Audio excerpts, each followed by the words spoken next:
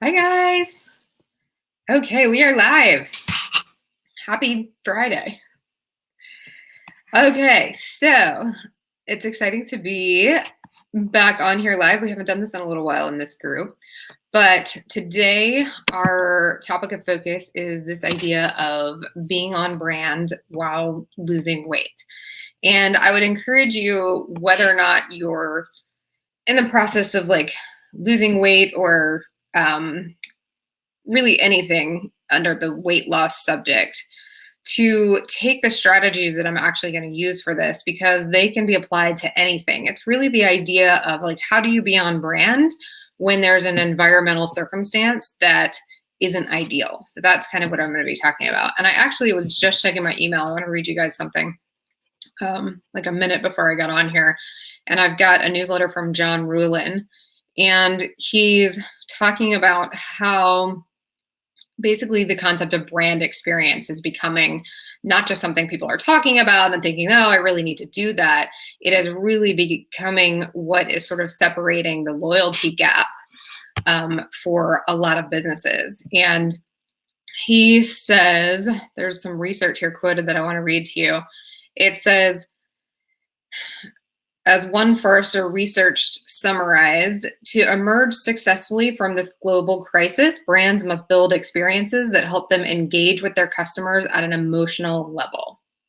And he goes on to say that basically, I translate this as screen-only ecosystems make brands less personal, which obviously we all know.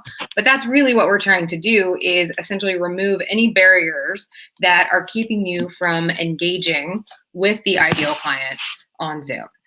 So let me stop for a second and say I've got the little comment board up. So if anybody does have any questions or anything that you want to know, feel free to ask. We can make it as interactive as possible. And I'm just gonna jump in.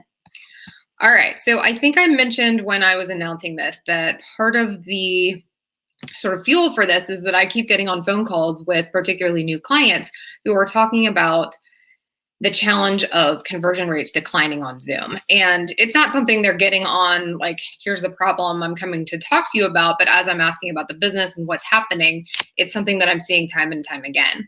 And so obviously there are tons of factors that go into that.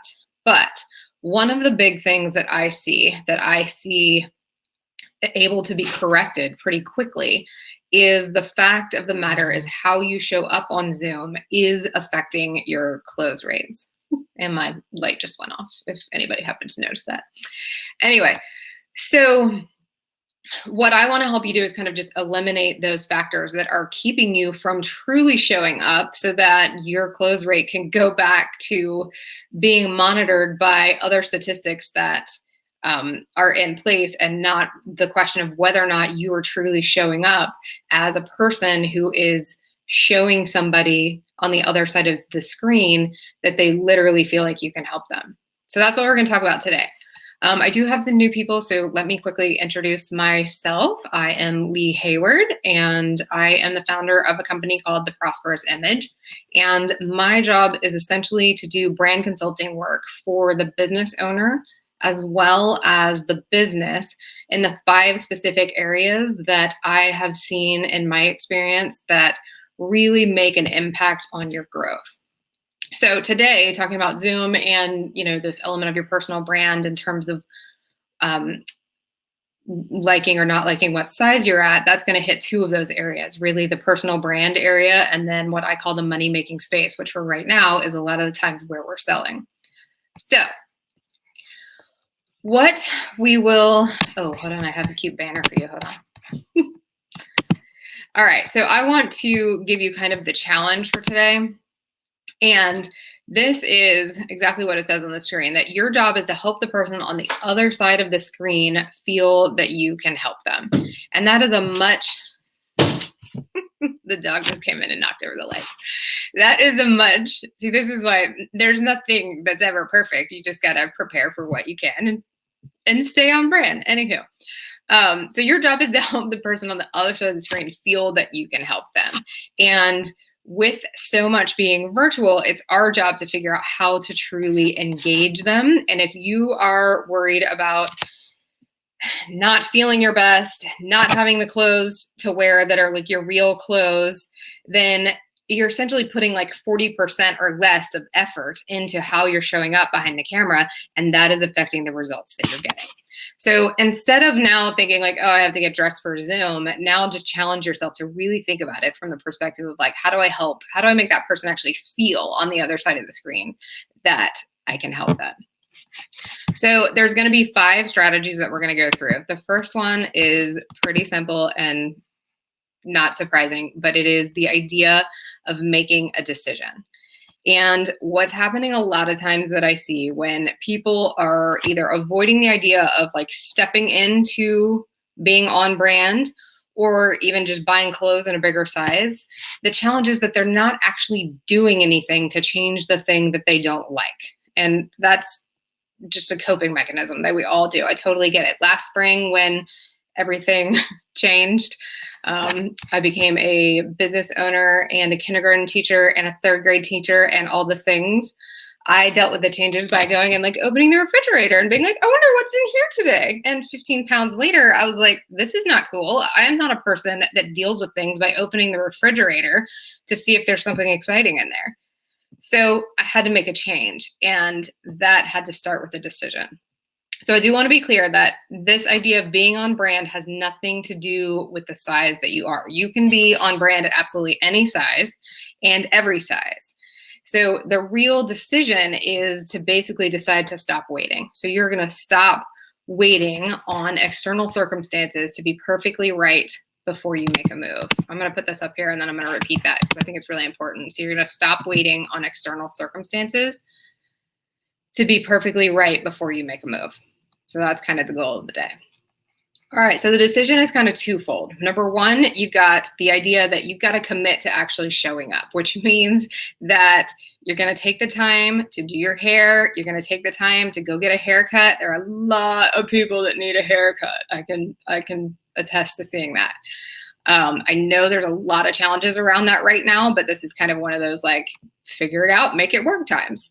So number one is the decision that you are going to show up for the success that you want. Side note, I had somebody message me yesterday who said, hey, I just wanted to let you know that I showed up today and I closed a $15,000 sale. And I was like, yes, like that's awesome. And did she close the sale because of exactly what she was wearing? No, she closed the sale because what she was wearing completely changed her demeanor and how the other person was feeling on the other side of the screen. So anyway, and the second part of the decision is that if you are in a place where you are not happy with the size that you are, you got to make a decision to change that and then put the plan into action. And that's what I had to do last spring. I had 15 pounds that I was not interested in, and I had to figure out how to make that change. And luckily I even had a little bit of data to back up the fact that like, I knew that not only was I somebody who did not want to be a person who was opening the refrigerator to like cope with the overwhelm of what was happening, but I also literally had facts to show me that I was not somebody that was supposed to be carrying around those 15 pounds. One of the things that I did, which is a side note story, but it's very cool, is probably 2 years ago now, I went to Duke in North Carolina, and they have an amazing program called the Duke Diet and Fitness, which I didn't do, but I went to this thing they have. It's called a bod pod. You literally sit in an egg. I'll try and find a picture and post it in the group, but you sit in an egg and they close it and you sort of breathe into this like tube, and somehow the magic of science measures and weighs all of your insides. So like the weight of your organs, the weight of the water in your body, the weight of your bones. Like it's so crazy. So I literally had a fact showing me that like, no, that is not indeed the person that I want to be. So I just tell you that because I mean, I get it. I've totally been there. So the idea is you got to commit to showing up as the best version of yourself. And then if that commitment means that you are on a weight loss journey, then you got to make a decision about what you want to actually change. And then you have to make it super realistic. It's like a baby step. Hit a goal, check it off, make a new one. Hit a goal, check it off, make a new one. It's kind of like your 10-year vision, your 5-year vision, your 1-year vision. Like you know where you want to be in 10 years, but The work that has to be done for 1 year is what's going to get you to 10-year. You can't just jump there. So you're drawing a line in the sand and making this decision. Number 2 is the idea of being clear on how you want to feel. And I know that you probably heard me talk about how you want to feel versus how you want to look many times, but just sit with it for a second again and look at it from the perspective of most of the time people are very clear on how you don't want to feel, especially if you are going through a weight loss transition or you have a goal that you're working on in that realm that you're like, I don't want to feel like that. And so that's where we're putting our energy of like, I don't want to be in these clothes. I don't want to feel like this. I don't want to look like this on Zoom. And you got to really switch it. In order to actually make a change, you got to stop putting your focus there and you have to put the focus on what you really want. I had a client, this is a million years ago when I had first started my business. And this is really what kind of taught me a lot of the stuff that I now sort of teach from today. But she called me and she said, I really want to thank you. And I was like, okay, why? And she said, you won't even believe what's happened since, 6 months that I saw you last. She said, number 1, I've lost 25 pounds. And I was like, that's amazing. And we had just 6 months ago, we had just bought an entire new wardrobe for her, a whole closet worth of stuff. And at that point in time, she had no intentions of losing weight. And number 2, she basically met the love of her life, who she did end up marrying. And I was like, okay, well, I didn't have anything to do with that. Like, awesome, good job. And she said, you did. It was making this decision by working with you to understand like what I truly wanted that allowed her to start making those changes. It made her go to a party and actually show up as the person that she really was. And that's what, attracted her to this guy, yada, yada, yada. So the focus is really flipping it back to being clear on how you want to feel. So revisit this exercise and literally imagine yourself in some sort of scenario that's maybe slightly terrifying, maybe slightly exhilarating, maybe both at the same time, but it's something that you really want. Maybe you haven't even told somebody that you really want it. A TED Talk, closing a dream client, like just something that would be super, super cool. And ask yourself in that scenario, how do you want to feel? Okay. And like write down the words. And what I do want you to do is skip words. Like, do not write down words like, I want to feel comfortable. I want to feel confident. I want to feel at ease. I want to feel like I know what I'm talking about. Like, skip those. Those are non-negotiables. Like, of course you're going to get in that scenario and you will feel comfortable. You will feel confident and you will feel at ease and knowledgeable, whatever they are. So you have to be a little bit more specific in terms of like, I want to step into the scenario feeling powerful, like a rock star, confident that I could help every single person in the room. Like, it's a very specific piece. Fearless, glamorous, sexy, like thriving, energetic, whatever they are. And then here's the next piece of this that you may not have heard me talk about. You then attach those feelings to how you want to show up. So you're attaching those feelings to your decision about how you want to show up. And so basically think of it like this. I have decided to show up feeling powerful, energetic, sexy, whatever, all the time, on Zoom, walking the dog, on the weekend, wherever. And this is where you live. So it's a different place than I wish I didn't feel this particular way.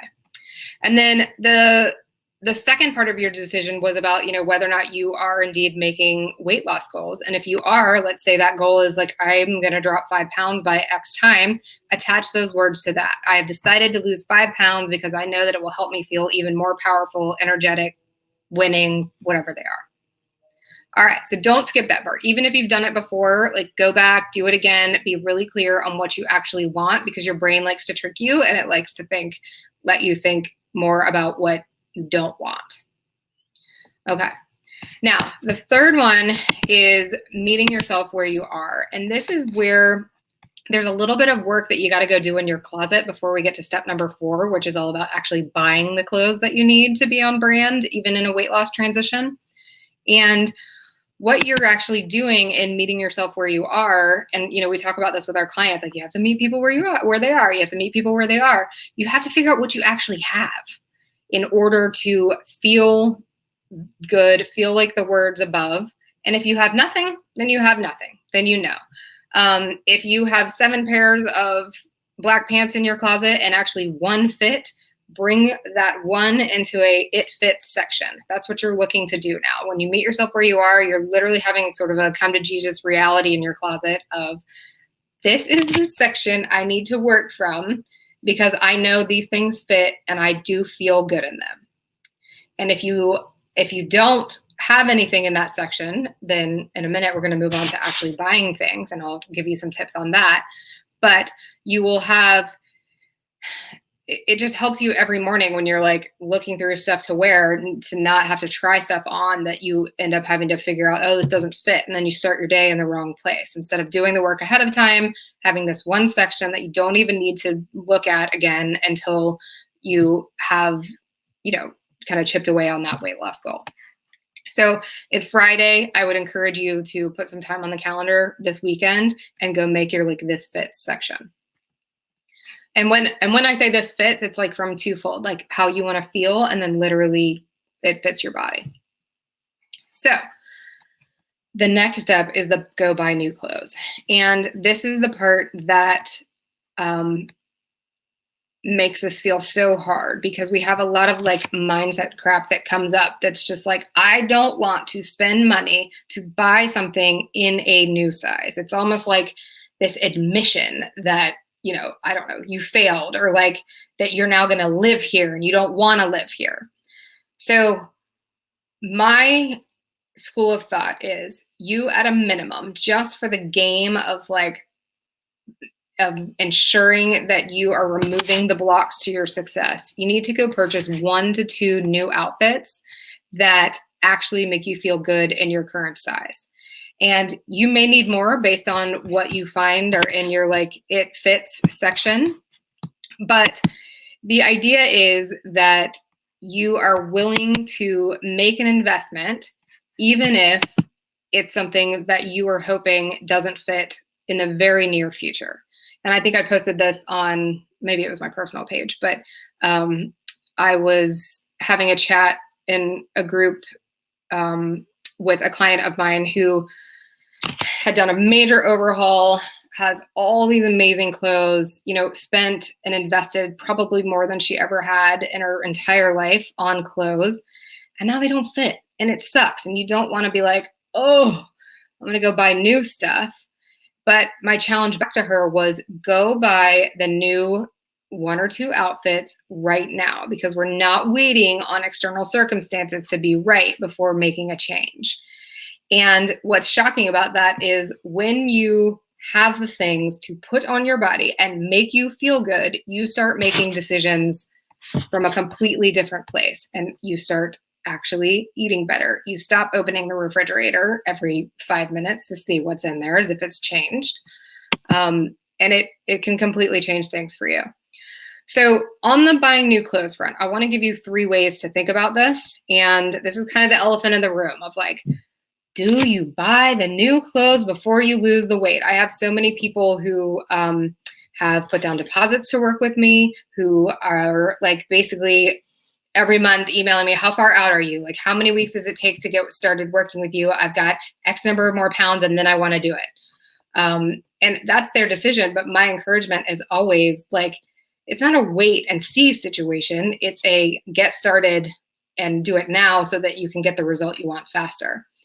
But so here's the kind of the 3 ways that I think about buying new clothes when you are going through a transition. And really, it could be any transition. But for now, we're kind of putting it in the losing weight category.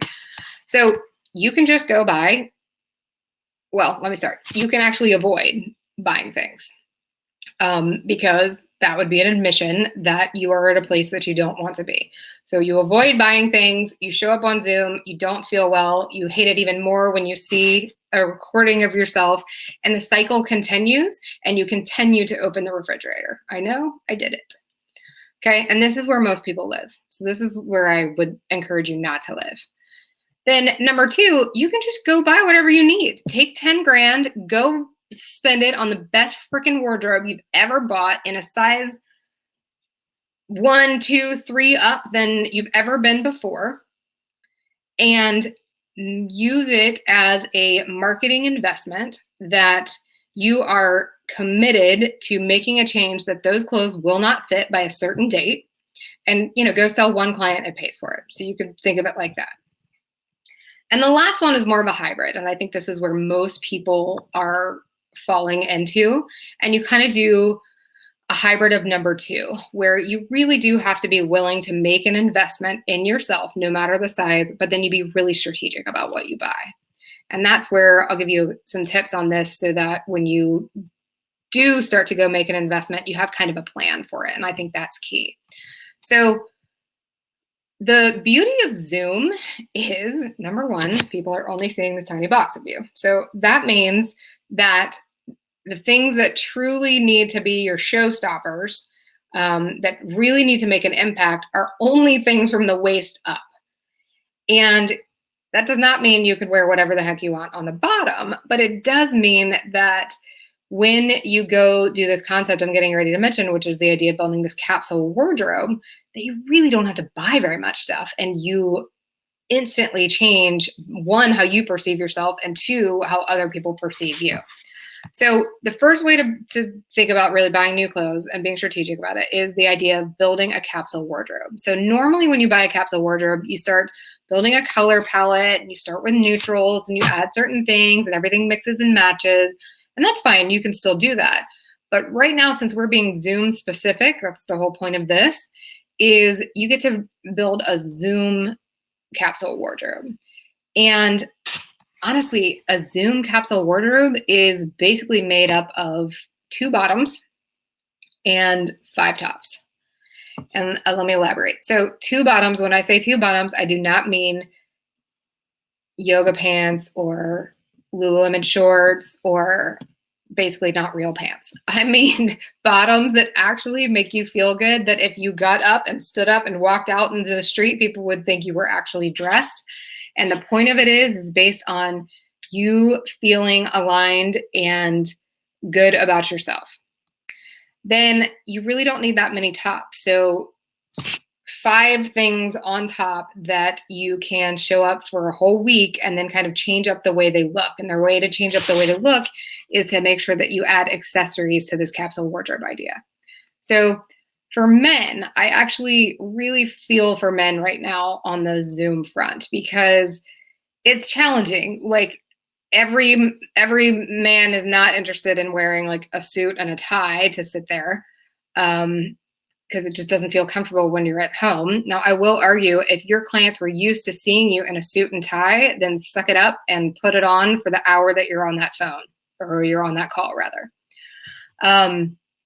But the thing to think about for men in terms of this Zoom-proof capsule wardrobe idea is the accessories that you can add are things like a pocket square. And so a pocket square means that you're wearing a jacket, which a lot of people are like, I don't want to wear a jacket. Again, put it on your chair, throw it on. When you put Zoom on, the rest of the day, you're literally sitting in a t-shirt, but then you have a jacket and a pocket square that gives it a little bit more life and interest. If you are wearing a tie, then you can add a tie bar. You could add a lapel pin. Your watch makes a big difference. If you're not doing a jacket, try and find a polo shirt that doesn't look like it was a standard issue at some, I don't know, place of work. Basically, that's what is happening. People are wearing like standard issue logoed polo shirts, and it's fine, but it doesn't distinguish you from anyone, and it doesn't help you sort of maintain that idea of impression of increase, that like you truly are the person to help them. So I would really rather see you put on a really awesome t-shirt and a jacket, or a polo shirt that's kind of visually interesting and not your classic, I'm going golfing and I put my logo on it. Or what else? Even just a great button-down shirt that has some visual interest. So it is a little challenging for men, and particularly your background is also going to help you with how you are coming across.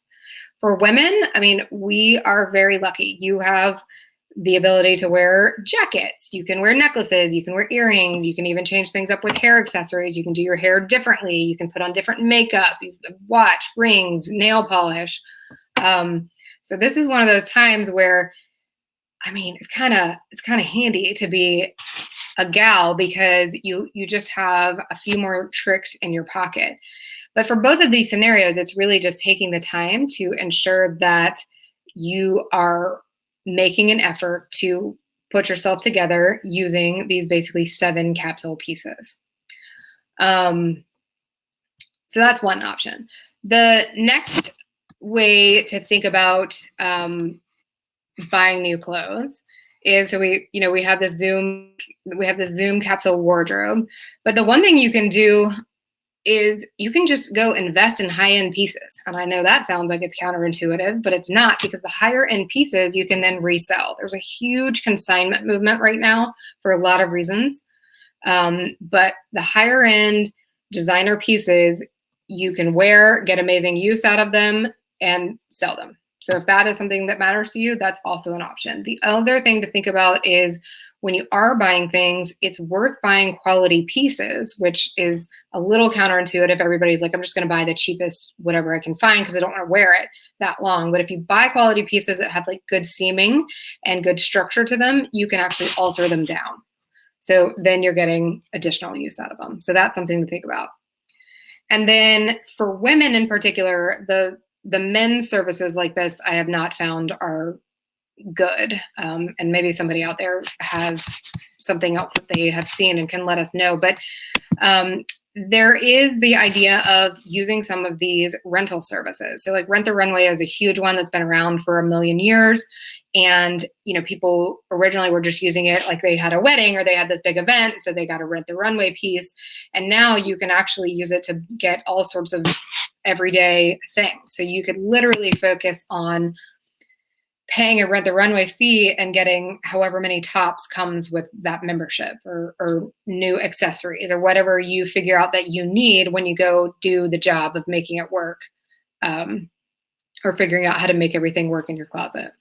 So, the other one that I've used some with clients is called Gwenny B. So Gwenny B, that one is particularly nice. I think it's size 10 and up for women.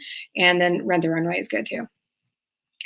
Okay, so the last piece, number 5, and if anybody has any questions on that, whether you're watching this live or later, feel free to post them, because there are specific things that come up. There was also, if you follow Sarah Blakely on Instagram, she did an awesome video this week of with and without Spanx. So there are also the beauty of things like that with Spanx, but I just don't find that wearing Spanx sitting at the computer on Zoom is super realistic. It just doesn't feel comfortable. But if you are going to do a photo shoot, or you are going back out into the wild, like that's another great trick to use. Okay, so our last step is this idea of really being accountable. And there's a quote that I sometimes use, and it's, don't leave to chance what you have the power to control. And this is, even though weight loss is a huge can of worms, and there are things that are very difficult about it. I am not trying to make it something that's just like, decide and go do it, it happens. Like, I get it. There is a lot to it. But one of the biggest keys to success is like the 1, making the decision, and then 2, being accountable. So when this spring, when I decided that I was done with my new version of myself, I got an accountability partner, and I made a bet with my neighbor, and I meant to bring you guys the jar so you could see it. And there was a specific bet with a specific date, with a specific weight that each one of us had to meet. And then once we got there, it became accountability to stay there. So it's not even done. Like now, you have to put a certain amount of money in the jar if you gain a pound. Like, there's all these stipulations to it. But it's awesome, because here's the thing. The second I made a bet with her, it meant she knew, my husband knew, her husband knew, the other neighbors knew, because we're like joking about it in the driveway. And there was no way I was going to lose. So it was one of the best things that I could have done to actually like have accountability and basically remove any, like, not leave anything to chance, that I actually really did have the power to control. Like, I didn't have to open the refrigerator. I could just keep it close. The other thing to think about on the accountability front is, for those of you that have a team, you have great accountability. And I'm not saying you're going to go to your team and be like, hey, everybody, watch me lose 10 pounds. That's not what I'm saying. But your team is kind of like your kids. They are watching you. And they are watching you from the perspective of the standards that they set for themselves. And how you show up both physically in the office and on Zoom is really impacting how they are going to show up. So if they see you wearing your sloppy t-shirt or whatever it is, because you're like, honestly, just nothing fits, I just threw this on and came in, you're giving them permission to do the same. So if you think of it from that perspective in terms of like, what are your goals for this year? What are you trying to do? You got to be showing up, and your team is a great little source of accountability for you. I mean, you can hold yourself accountable. If any of you have read that book, what's it called? Can't Hurt Me by David Goggins. He has the concept of the accountability mirror. And, you know, it's the idea, I don't know how he wrote it on the mirror, but you could literally take a Post-it note and put it on the mirror, and it literally stares you in the face every day. Or just find someone in your life who can help you be accountable. So I highly, highly recommend you finding that person. Like, I'm so grateful to my neighbor, because I mean, I'm sure I would have met my goal, but I don't know if I would have met my goal as fast. And I don't know if I would have had as much fun doing it, because it just became a game, honestly, that I was going to win. And I did. So that's it. 5 steps. Okay. This is a Friday. I really encourage you, if you've taken the time to listen to this, 30 minutes, go do something with it. The weekend is next. So number 1 is just make a decision. Make a decision that you are the person who shows up. That's all you have to do. Then you can ask yourself, all right, the person who truly shows up as who I am meant to be, what does that entail? And if that includes a decision that, you know what, I do need to be on a weight loss journey, then that's just part of the decision. But if you do any of these steps without making the decision, you're kind of wasting your time, because you're just putting a Band-Aid on something that isn't going to actually change. So it's Friday, schedule the time, go in your closet and make your It Fits section. That's kind of your second action step. And figure out, what do you have? Can you get through 5 days on Zoom looking on brand? If not, what are you missing? Make a list. What do you need? And then figure out how to challenge yourself. For me, it was finding an accountability partner that I was in no way going to lose to. And that was that. And it can be anyone, but it needs to be someone who, isn't going to. You just got to know the people in your life and know who you would be well matched with in terms of an accountability partner, and isn't just going to be like a pain in your rear, essentially. So, okay. With that, I will make the offer to anybody on here that needs an accountability partner that I am a really good one. I have created a lot of really cool, fun things for my clients to help them keep accountable for various goals and things that they have. So if you know that you are somebody that, wants to make a change this year in terms of how you show up, the brand that you portray, reach out. We'll talk. We'll see what sort of accountability program would work for you. Happy to always chat. Okay, guys, I tried to be as quick as possible. So that means anything I left out, please don't hesitate to ask questions. And I look forward to hearing how you'll all go forth and conquer. But the biggest takeaway, I think, from this is really this idea of just no longer waiting on external circumstances to be just right before you make the change that you want. Okay? All right. Have an awesome day, guys. And I'll talk to you soon. Bye. Oh, well, I'm still live, and we do have a comment if anybody wants to keep talking. Somebody said, I love the idea of making the It Fits section, and I definitely rely on Rent the Runway. That's awesome. Okay, so and they have a code to share. So if anybody is interested in Rent the Runway, there's a great way to get a discount. So, all right, happy Friday, guys. I'm going to jump off of here, continue to post questions, and I will definitely answer them. And I'll see you next time. Bye, guys.